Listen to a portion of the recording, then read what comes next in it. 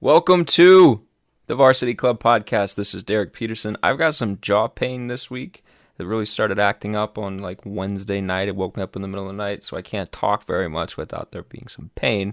So we're doing something different this week. Brandon Vogel has me on his podcast, the I-80 Preview Podcast, which returns this week, or it did return this week after a brief hiatus when the 2020 season ended. He was kind enough to have me on his podcast. We previewed the spring game in a really fun way. It was a great conversation. We're just going to take that podcast and we're going to put that on my feed this week. So if you have not subscribed to the I-80 Preview Podcast, go do that now. If you haven't listened to his podcast before, you'll get a nice preview of it now. You should be listening to it whenever it comes back for the 2021 season. And I will talk to you guys next week. We're back. After a bit of a hiatus for this podcast that previews football games, turns out football games are sort of an essential ingredient for that. We have one this week, Nebraska's annual spring game. Fans will be in the stands, the team will be on the field, and really, what more do you need? We'll get into that. You're listening to the I-80 Preview Podcast. I am Hail Varsity Managing Editor Brandon Vogel, and let's talk some spring football. We're breaking new ground here today. The first ever guest of the I-80 Preview Podcast. The honor goes to Hail Varsity staff writer Derek Peterson. Would you like to give a Oscars acceptance speech since we're just coming off the Oscars? Well, I did not watch the Oscars, but I would like to point out that I have now been on your podcast and Greg Smith's podcast. So in the hierarchy of Hail Varsity coworker friends, yourself and Greg have created some pretty significant distance between Jacob Padilla and Aaron Sorensen. That's good. That's good to know. We'll find out. We'll find out how soon they listen to this from when they bring it up. Thanks for joining me, Derek. Slightly Oscars related note. Have you ever seen the movie No Country for Old Men? No, it's on my list, and every time it pops up on like social media as like one of the best movies, or my dad talks about it or something like that, I'm like, I need to watch this. There are a bunch of just incredible films that have been made that I've never seen, and they're on my list. But like last night I watched Endgame for the 15th time, so like I think my movie taste is just really, really poor. Are you aware of Anton Chigurh, Javier Bardem's character? Have you seen any No Country for Old Men gifs? Nothing? Okay, we're starting totally from scratch here. I bring this up because the spring game presents some challenges in terms of previewing, at least previewing how I like to do it. Normally, I just have an internal dialogue with myself about all of the stats that I care a lot about, and most people probably don't. Well, there are no stats. There's only one team. They're playing themselves. So that doesn't work. So I came up with this idea of we are going to take a kind of choose your fighter approach. I'm going to present Derek with 5 sets of 2 options, 2 players, and he is going to choose one. Derek, when I sprung this idea on him, asked me, well, what is it based on? Who's going to have the better spring game? Who has the higher long-term ceiling? And I said all of those things, which brings me back to No Country for Old Men. There's a famous scene. Anton Chigurh, Javier Bardem's character, is like death incarnate. He's a hitman and he's psycho. He walks into a West Texas gas station. The lonely owner operator there has just watched death itself kind of walk into his gas station. And Javier Bardem, who has a page boy haircut, looks totally crazy, offers him a coin flip or tells him to call it. And the guy's like, I need to know what I'm putting up. I don't know what I'm calling heads or tails for. But that's the whole point. Javier Bardem either has a like coin flipping fetish, although I think it's a fate fetish where I'm not going to decide. I'm just going to flip this coin. And it will decide. And it's a great scene. You need to watch the movie. Yes, you're correct. But point is, that's the vibe we're going for today, Derek. Why are we doing this? Why not? What are the parameters? There are no parameters. So I'm going to jump right into it with maybe the biggest one. This is your first choose your fighter, Derek. Omar Manning, Samori Toure. Pick one. This is not the toughest one, but these were all tough in their own way because there are no parameters in terms of potential, like I saw firsthand how freaking awesome Omar Manning can be when he's on the field, when he's healthy, when they're throwing it at him. Granted, there was half the time there wasn't a defense in front of him, but still.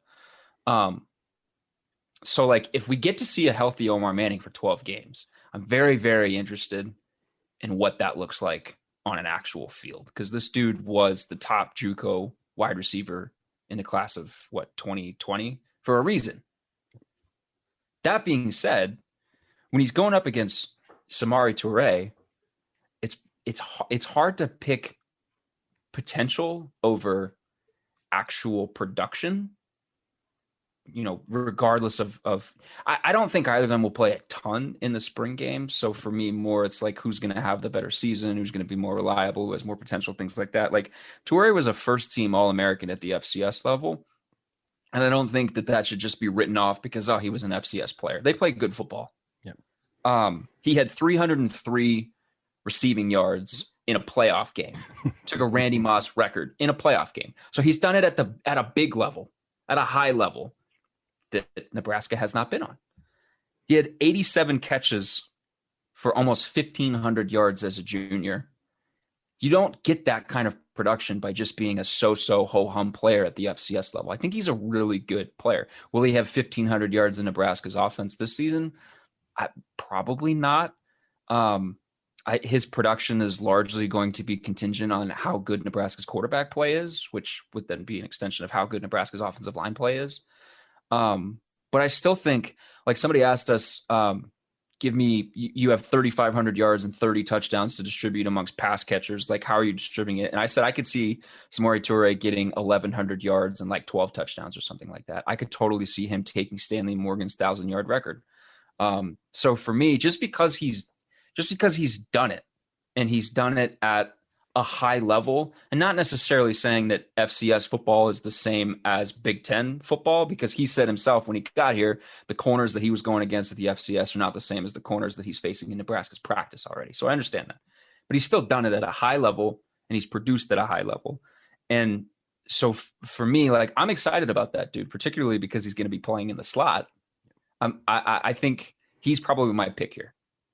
Yeah, I think I would go the same for many of the same reasons. There was a good article recently from, I didn't write down who wrote it, but it was from 24/7 Sports about why more and more teams are putting their most dangerous guy, quote unquote dangerous guy, in the slot. And that's seems to be the plan for Samori.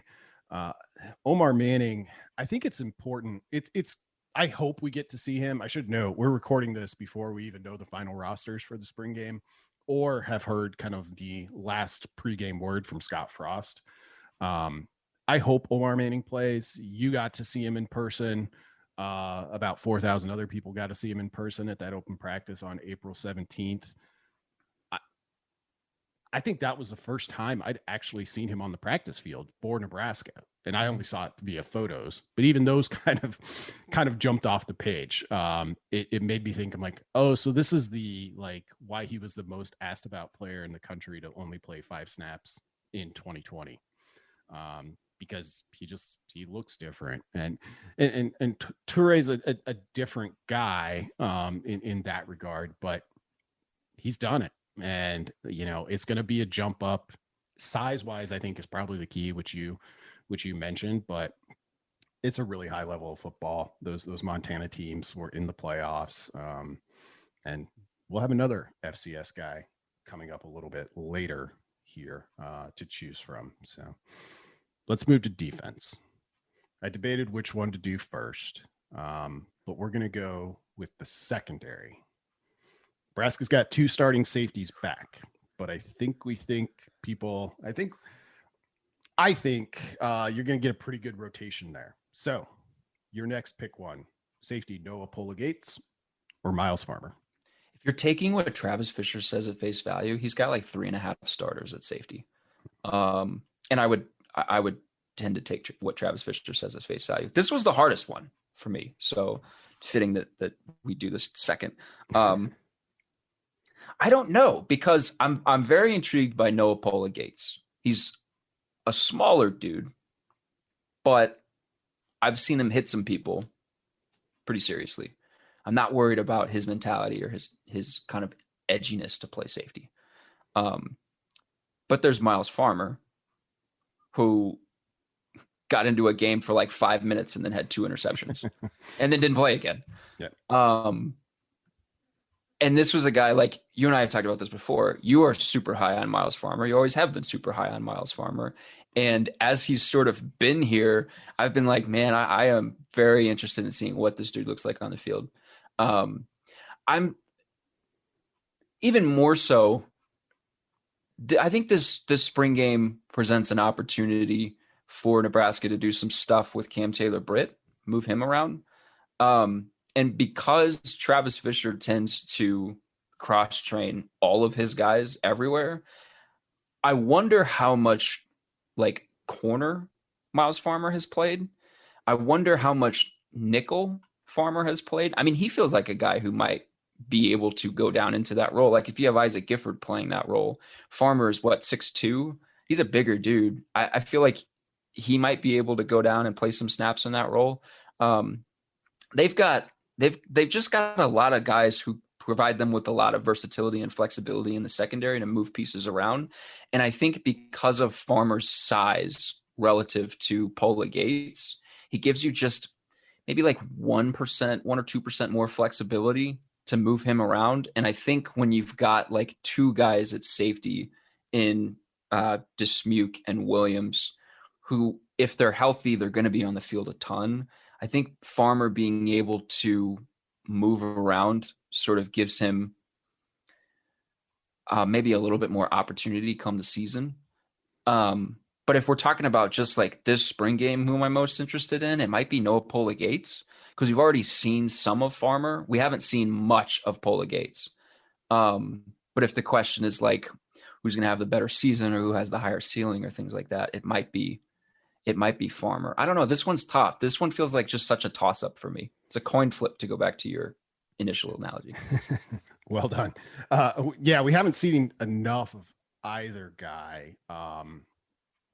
If I have to pick one, I'm sticking with Farmer. I've been on him since he signed. In fact, I think I am shocked for the Northwestern preview, this podcast last fall.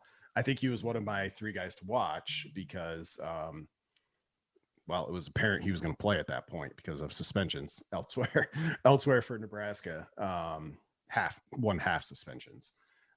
So I got something right one time at least. But I think you're right. The thing that intrigues me about Gates is most of his contribution has been on special teams so far. And I think you're right. He's a little bit more of a prototypical safety.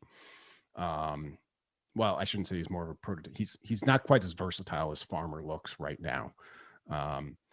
So I like that kind of grind it mentality that you have to play as much as he has on special teams. And I think we'll get a good look at him in the spring game. Farmer, I don't know how long of a leash he'll have. He's still coming back from injury. He's been practicing. So Farmer's my guy for forever and ever. But I think you're right in terms of this coming game.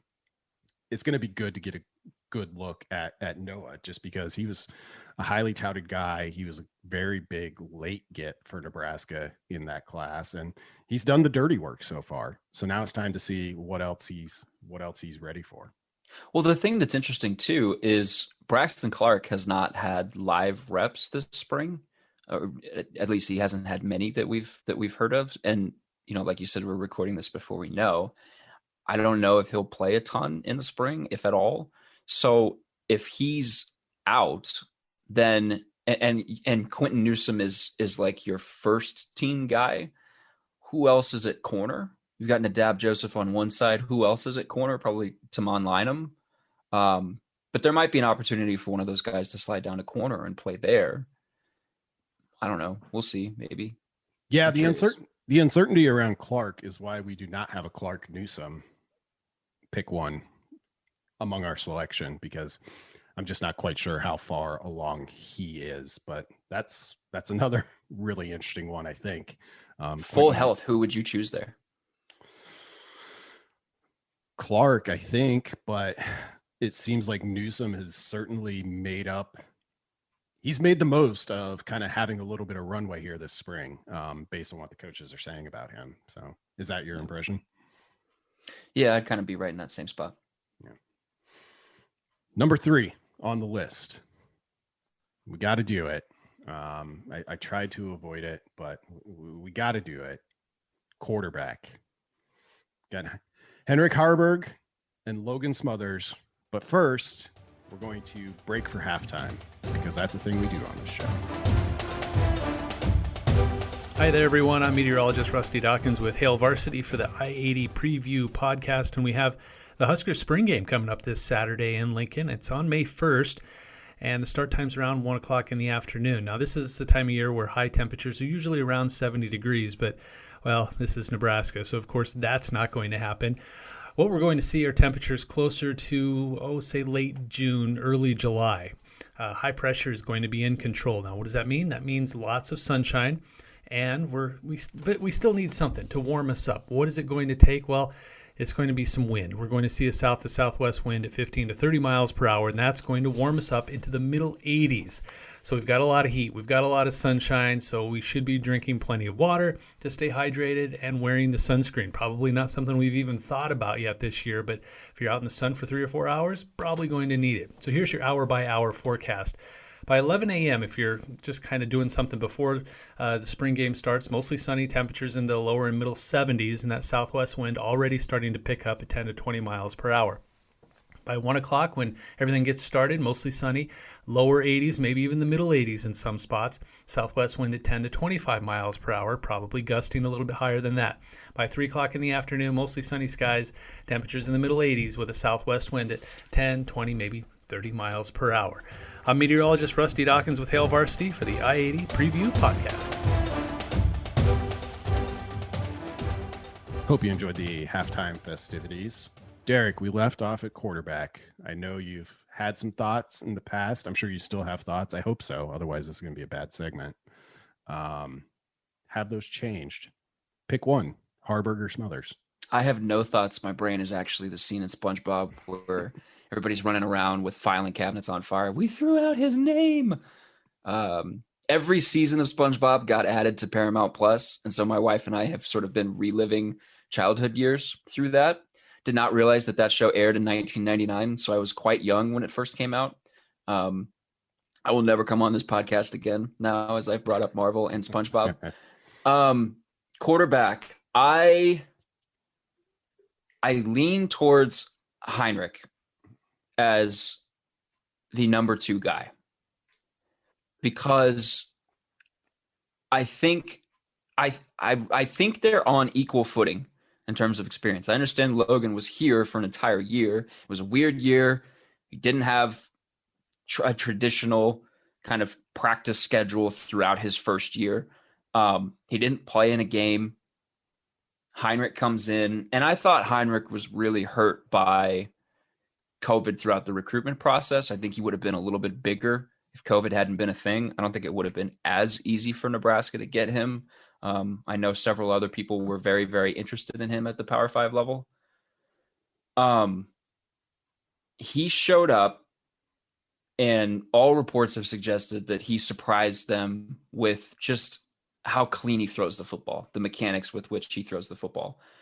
And, Greg Smith and I were there for that open practice. And one of the things that Greg pointed out was just he throws with really nice anticipation that sometimes you don't really expect to see from a first-year player. And he'll throw a ball where the window's not open until it's halfway to its target. And you're like, oh, well, he got pretty good vision. He still makes freshman errors. He still overthrows some people. He put a couple balls in the dirt in front of guys. But just in terms of just pure mechanics, like Heinrich, there's something about Logan Smothers' throw that just feels like he's pushing it a little bit. And perhaps they still have some work to do there with the mechanics. Now he's a really good athlete. We saw that as well. When he takes off, he can really go. And he obviously has a year advantage in terms of just being in the playbook over Heinrich. But at the end of the day, like, I think this offense you just have to have a much better passing game than Nebraska has had for it to operate the way that Frost wants it to operate. And I think that Heinrich can probably do that right now a little bit better than what Smothers can do right now. I don't know that the ceilings of the two guys are drastically different or that far apart, but I still think, and I thought this coming in, like I know several people, and this bothered him, several people wrote him off as just sort of a filler, a scholarship filler, a local guy that was a good story, didn't really have a chance. And I didn't think that at all after watching him. I thought this guy looks like a Power 5 quarterback. So, to be at this stage where we are, he's still got a long way to go, but I'm not surprised to see him really kind of firmly in that competition for the number 2 spot. I think he can win the number 2 spot. Yeah. I'll admit to being a little bit surprised, and not because I thought he was filler or, a strange COVID year and he was the quarterback they could get. I'm surprised he's in this conversation now just because he is coming from Class C2 football in Nebraska. And like, no disrespect at all. That's what I played in high school. Like, so, I understand, like, well, I don't understand how big that jump is, but I know where the starting point was, at least 20 plus years ago. So it's also probably drastically different. This one's tough, and because it's pre-spring game, I'm gonna stick with Smothers because I want to see Harburg. I want to see him throw, because everything has been so glowing. And you're right, he has come in, I think, and surprised even the coaches with where he's at. It's just, it's a hurdle I can't get over until I get to see him a little bit for myself. And I haven't seen much of Smothers either. So it's mostly an experience play on my part, because everything about him, and there wasn't a ton, he didn't come up often, it was just a strange year, but was pretty glowing as well. So I could see it'll be really interesting to see how we come out of this spring game, because I could see Logan Smothers having some like Luke McCaffrey like plays, just the athleticism that he has. What's that? Oh God. Yeah, careful what you wish for. But I could also see the same thing with Harburg. Like if what the coaches are saying, plays out on Saturday, and a lot of things could impact that. And given everything everyone has heard leading up to it, maybe he comes out as like the hot new thing. So I think this one's totally up for grabs. Your point about the passing offense, I think, was a really good one. We kind of, or at least I enter this season looking at, if Nebraska has to keep running its quarterback as much as it has, it's a problem. And it's been a little bit of a problem, not because those plays don't work. They do. It's that the others haven't followed along with it. So, if you had a guy, and I know Harburg is an incredible athlete as well. He's just taller, who is more comfortable passing more often than, limiting. If you had to limit the amount of QB run, I don't know if that's the worst thing. I guess that's my overall point. Yeah, a couple of points. I think, another reason why it's going to be super important for that passing game to take off, why it's going to be important for them not to run Adrian as much, is because, we're talking about the number 2 battle being tight, but the drop off between Adrian and those guys in the number 2 battle is significant. I'm not going to deny that. So you don't want to lose that guy. Another point that I wanted to make, I wonder too, Manning versus Toure was the first matchup we talked about. I took Toure as a safer pick. I think Pola-Gates versus Farmer. I think Farmer was the safer pick. This one definitely is the upset pick of the two of them, probably for me, going with Heinrich. Have you wondered why maybe the talk around Logan has been more muted than it has with Heinrich? Is this something that do you feel like it's been more muted? First of all, are you curious that we haven't heard more about the progress that Logan has made, or maybe it's just a situation where we're asking about Heinrich because he's the new guy and we're not asking as much about Logan? I think it's a little bit of that. But when I think back about, what I can recall hearing about Smothers from a practice this spring, the first thing is we're working on the throwing motion, which we know is kind of Mario Verduzco's life's work, how to throw a football. And I don't say that facetiously, like seriously, that it is. So it's not a surprise that comes up pretty often with him. And, maybe a stray, like he looked really good today, but it hasn't been anything in depth. I think some of that is a little bit, the saying is that the most popular guy in the room is always the backup quarterback. But I'm starting to wonder if that doesn't transfer down, because if we started with a pecking order of Martinez, Smothers, Harburg, and Martinez, by all accounts, looks really good this spring, then we've just moved on to the backup's backup, who is now the most popular guy in the room. Yeah. I think too, one thing that's worth pointing out is that Matt Masker has been a help for Heinrich just because of that previous relationship that they had. And all accounts are that Adrian has been really, really great for both of those young quarterbacks, just as somebody that obviously has the job that they both want to have at some point, but him helping them sort of understand the offense and being a sort of a soundboard for questions. If Nebraska had to play a real game tomorrow and Adrian Martinez wasn't available for whatever reason, how much does Masker factor into that discussion? Because I know there are some people who think he'd be the first choice. And I mean, I know there's a long way to go before the fall, I know, but just another guy that you don't hear much about. That one you can probably chalk up to he's just not a scholarship guy. Yeah, it wouldn't surprise me if he was the first choice if they had to play tomorrow, just because when Verduzco talks about him, he talks about a guy with a big arm who is a tough Nebraska kid. I will use nice terminology that Verduzco doesn't necessarily use, PG terminology, and talks about just the control he has of the offense. So yeah, it'd probably be Masker. Let's flip back to defense. This is one of my favorite ones. But we're going to talk about inside linebacker. Pick one, Nick Henrich or Chris Kolarevich. I hope I said his last name right. We're doing this so early, I haven't even seen the pronunciation guide for this game. Yeah, I'm going to switch up my methodology with this one and go with Nick. By most accounts, Kolarevich is going to be a regular presence on the defense this year.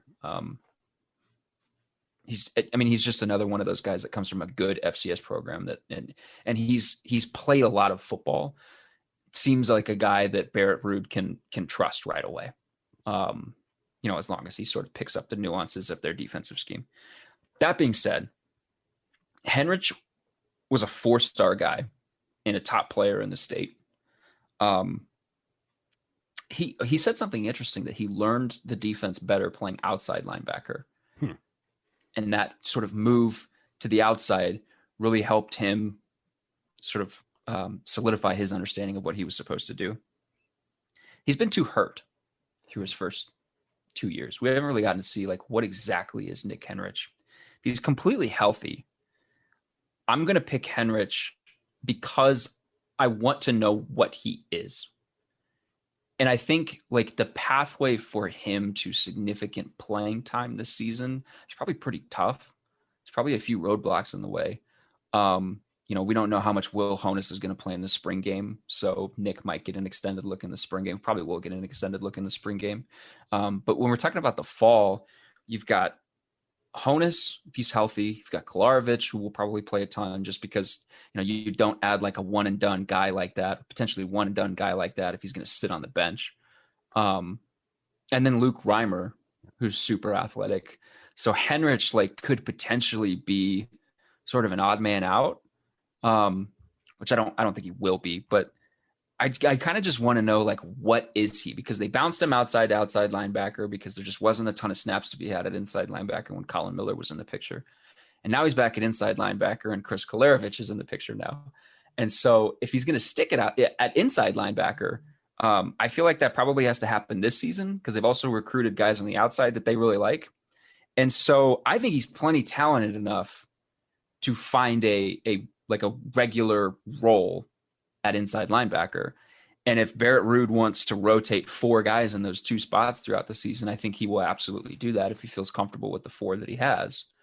And so if Nick is fully healthy, I'm curious kind of what help playing outside linebacker can provide him as he moves back inside, and what kind of help, learning from a guy like Kolarowicz this spring or learning from Honus can have on his game. I think this is a low-key big offseason for him. I would agree. Nebraska's inside linebacker spot with both of these guys in the mix. And, if you had to pencil out a depth chart today, you probably just say Honus and Reimer and forget it. And those guys have definitely earned, the benefit of the doubt here. But I think you've got 2 guys behind them that I'm super high on both of them. I will take Kolarowicz here. For a lot of the reasons you mentioned. It comes from a great FCS program. They obviously saw something in him. It's a program this coaching staff is familiar with. Verduzco was there. Shenander was there. Frost was there for a little bit before he rocketed up the assistant coaching charts.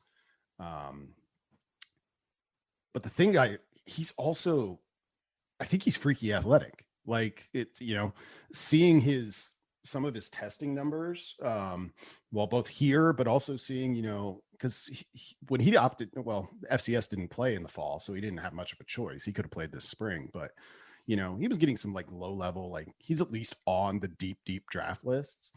And if you're thinking, oh, this is an FCS guy who got by on guts and try hard, no, I think he's a really, really good and athletic and physical player.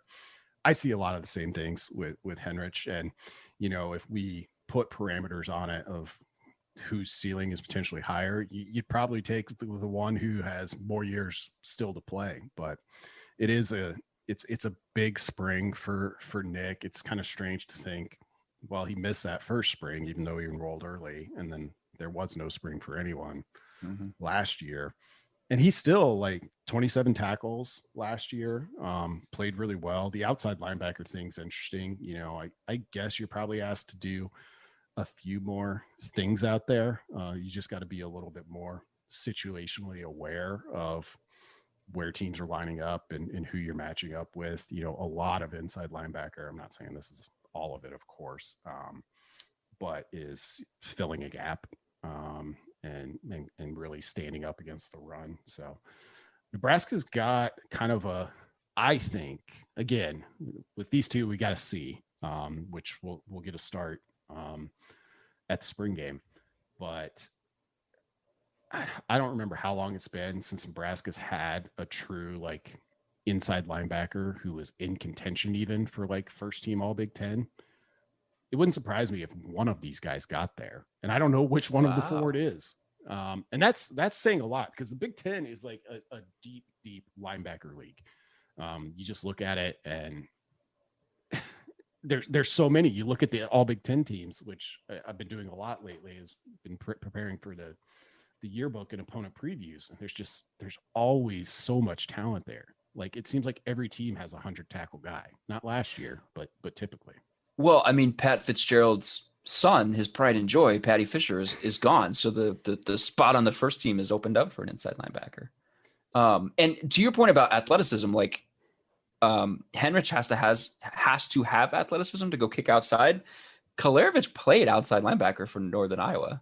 He made a point to bring that up. He's like, yeah, I played inside and outside for them. You got to be athletic to be able to do that, even at the FCS level, because you're going out and you're covering guys and route concepts.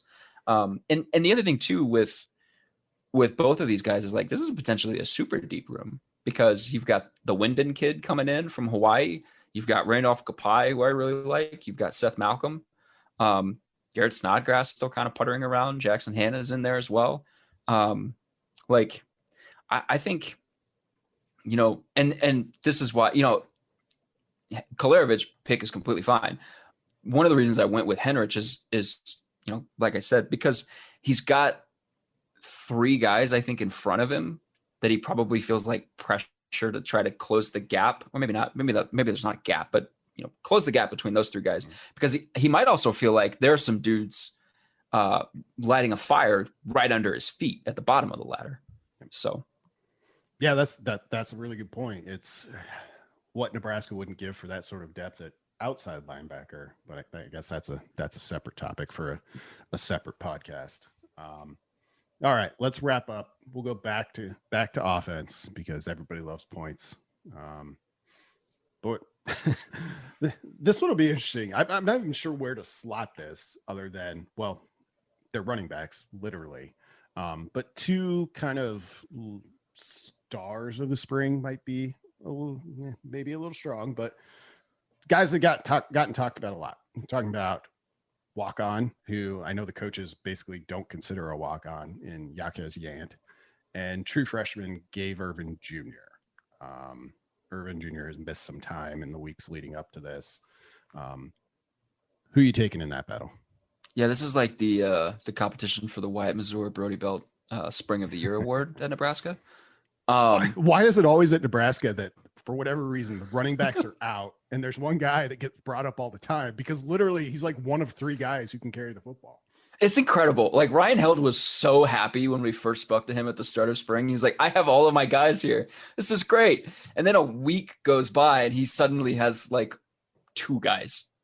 And I mean, this is part of the thing. So I want to sort of temper my expectations for like what we're hearing with Yant and what we had heard with Ervin, is because we've seen two practices. In those two practices, Ramir Johnson was out for both. Savion Morrison was out for both. Ronald Tompkins played in the second one. He did not play in the first one that we watched. These were a week apart, I think. Gabe Ervin played in the first one. He did not play in the second one. Marquise Stepp is obviously out. So Stepp has been out for the whole spring. But for the other guys, it's possible that like the practices we saw were the only practices they've missed. Now, I think with like Johnson, that is maybe least likely. But for somebody like Ervin or for somebody like Tompkins, who just missed one of the two, like it's possible that they haven't been missing a ton of practices and we're making a big hubbub of nothing. And to that point, Nebraska hasn't said a ton about what's going on in the running back room in terms of like availability for guys. That being said, one of the best, and I just wrote this at hailvarsity.com, one of the best abilities at the skill position is just availability. We saw this with Omar Manning a year ago. It's why you and I both felt a little bit more comfortable picking Samori Toure, because we think he's going to be there more often. Yant has, by all accounts, been there all spring. And this dude is he's not a Brody Belt or a Wyatt Mazur kind of running back. All respect to those guys. Wyatt was awesome. Brody Belt did well in his spring that he had.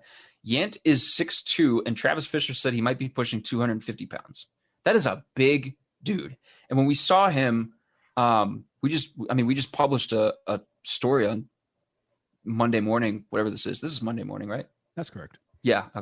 Time is a flat circle. With a picture of Yant, and he looks like a big dude. He looks like a physically fit dude. And I think it was Sean Beckton that said he came in last July out of shape. Doesn't look out of shape right now.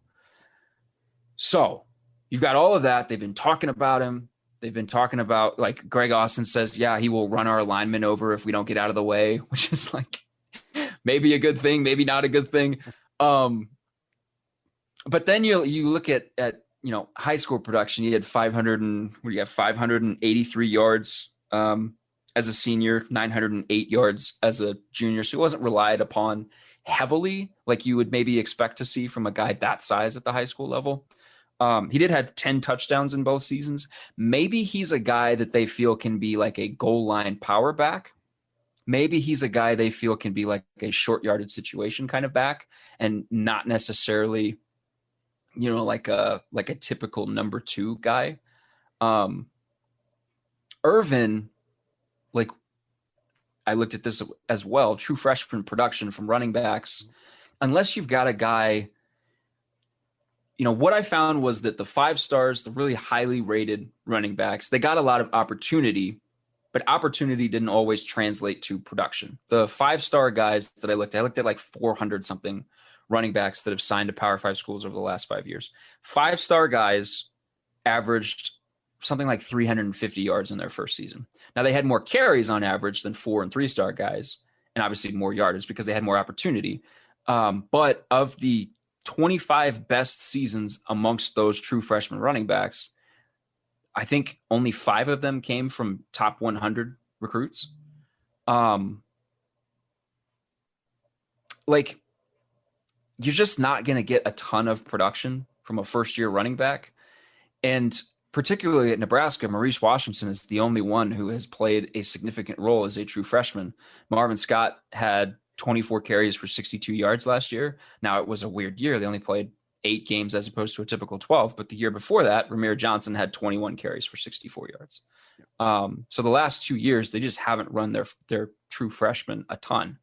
They had Dedrick Mills, so maybe that's the difference. But I'm not overly concerned about Marquise Stepp's health until we get to the summer and there continues to be problems. So for me, I think I might pick Yant. Yeah.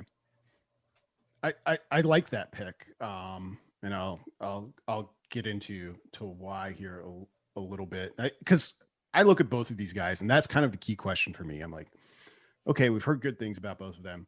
Is one of these guys like capable of being Nebraska's, say, third leading rusher this year or second leading rusher? Or are we just kind of waiting for some like nagging injury stuff to work itself out? And we've got a wide open battle. I think we'll have a wide open battle in the fall, no matter what. And I do kind of think if that's what we're talking about, and you mentioned the story you did on freshman running backs, definitely go check that out. That was a great deep dive into.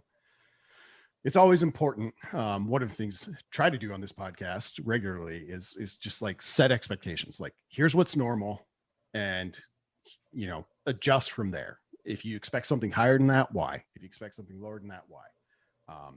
With Yant, because he's a little bit more of a specialist. So you mentioned, you can look at his numbers and know that, okay, he wasn't like, well, we ran the ball 60 times a game, and if he could handle 48 of those carries, we gave them to him. But the 20 touchdowns tell you that, I get strong. This was a guy who I don't think he overlapped with your first season. I get strong Amani Cross vibes from Yaquez Yant. Amani was a physical freak. He was from a small town in Georgia. He was like Nebraska's, I think, second or third back in whatever class he was in, but he was just there. He was like, he was up for whatever. There were times when Nebraska needed to lean on him. He had a huge run against Wisconsin, which shocked everybody because he's like 240 pounds and chiseled from stone. That's the kind of vibe I get from Ant. Like, you can look at it, much less the photo that's on Hail Varsity this week. You can look at his bio picture on Huskers.com and just be like, oh yeah, that's a big dude. Yeah. And you've got the connection with, he came from Travis Fisher's high school. Like, clearly this was, I think, hey, we're going to take a shot on this guy because we think there might be something there. Ultimately, my pick would be Irvin, which is probably the more expected one. I mean, he's the 4-star running back. He played at Buford in Georgia, which this was within the last 2 or 3 years. So maybe Gabe Irvin was even there. I was in the Atlanta airport getting ready to fly on a Friday to wherever Nebraska was playing that week. I don't remember. And the Buford high school football team like goes strolling by, like 60 guys all in their warm-ups, and I couldn't see the front of them. I was like, who is this? Because they look like an FCS team. It's a really high level of football. Like, we know that about Georgia, but Buford in particular has like steadily been going up in class size. So I think I think Irvin, in fact, won a state title at 4A, which is the third biggest, and then won it again at 5A last year. His numbers, first team All-State in Georgia's no joke. So is he going to be Nebraska's primary ball carrier in 2021? No, I don't think so. I think that's a little bit of spring talk, but I wouldn't be surprised if he's very good. And it's been a little bit since Nebraska's truly hit on a running back. Like I always seem to like the talent in that room. But since Amir Abdullah, it's hard to be like, oh yeah, that was a clear win. I think some of my favorite Brandon Vogel stories are these stream of consciousness stories of when various football teams walk by you, because you're watching UCF in the Peach Bowl or whatever it was, and you see Auburn for the first time. That's one of my favorite all-time stories. Just the reactions that you have and what goes through your head. It usually spurs a lot. I'm usually somewhere one of the gears in my brain is always turning on football. So when I'm presented with like, hey, here's some football dudes, what do you think about that? Kind of, it's hard not to have some sort of reaction. But yeah, Auburn looked really impressive in pregame warmups in that Peach Bowl. UCF won that game, didn't they? And then UCF beat them. Yeah. Okay. Yeah. This entire spring for me, with regards to running back, has been an exercise in managing expectations, because how much do I want to believe like what is being said about Yant will translate, and Irvin too. They talked about Irvin a ton before, we had that practice and he wasn't out there. How much of the talk will translate to opportunity in the fall, because that's ultimately what it's about. At the same time, my brain is like, okay, well, I mean, they can only talk about who's available to them. So like if a guy isn't practicing, they're not going to talk about him. So I, and that's just so hard because we get such small windows into what's happening. So, like I think that this spring game will be super interesting in sort of setting the field for the running back competition. Who's going to play? If all of the guys are available minus Step, and Yant still plays a big role, I think that signals something for the fall. If all of the guys are available and Irvin plays a big role and produces, I think that signals something as to where he stands in the room. If there are a few guys out, like let's say like Savion Morrison is out and like Ramir Johnson is still out, and then like one of Ronald Tompkins and Marvin Scott is limited, then I think, we kind of have to kick the can down the road a little bit as to, deciding in our brains what's real and what's just spring ball fodder. Interesting. I was not expecting you to go with Gabe Irvin. Interesting. So I looked at 442 players. 62% of them had less than 100 yards rushing in their first year. But like the correlation between the best seasons and highly rated prospects was very, very weak. So could Gabe Irvin come in here and have 1,000-yard AJ Dillon-like season? That would be so cool for Nebraska if that happened. They need something nice to happen. It really would. It would be good to like hit a clear, no doubter bat flip home run with one of these recruits. Nebraska's had some good ones and has had some success and some guys that I'm really high on, but somebody like that where it's like 8 months ago, like we knew the guy's name and we watched his huddle highlights and that's about it. And now here he is. He looks like one of the best players in the Big Ten. It's been a little bit since Nebraska's had one of those. And the thing with Irvin too, he's 6'1", 190. I mean, he's not a small guy. Ronald Tompkins and Ramir Johnson, I believe, are both under 6 foot. Yep, they are 5'11", 5'10". Scott's 5'9". Looks more like a bowling ball than sort of a every down kind of back. Like Irvin's not a small guy. So if we're talking about Yant, sort of his physical stature, Irvin has a little bit of that to his game too.